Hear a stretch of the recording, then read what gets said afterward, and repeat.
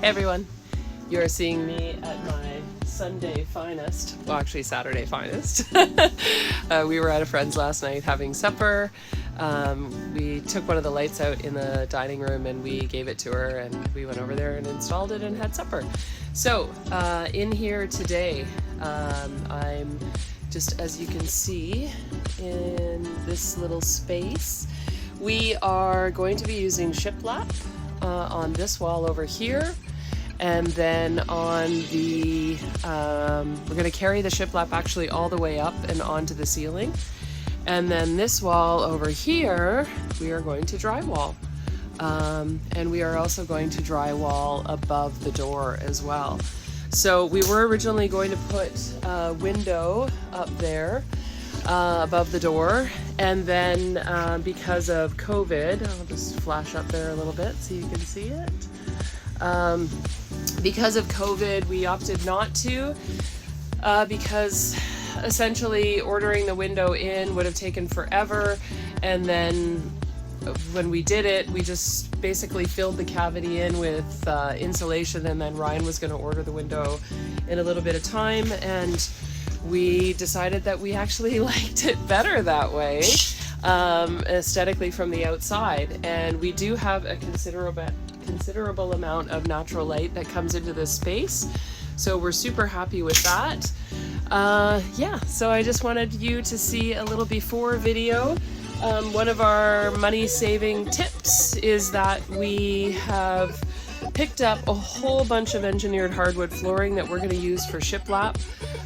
I can find out the number from Ryan of how much money we're actually going to be saving on that, as opposed to using preordained lumber. So it's going to have a little bit of a rustic look, which is what we were going for out here, sort of like rustic modern farmhouse kind of deal with dealing with new and different materials on the siding. This is something that Ryan had never worked with before, was this particular siding. So that was an exercise in learning, which is something that we both wanted to do, because these are going to be pre-builds that we're doing for people. Little home office, fit into whatever backyard space. There is electricity running to this one. We had electricity already out here, so that was easy.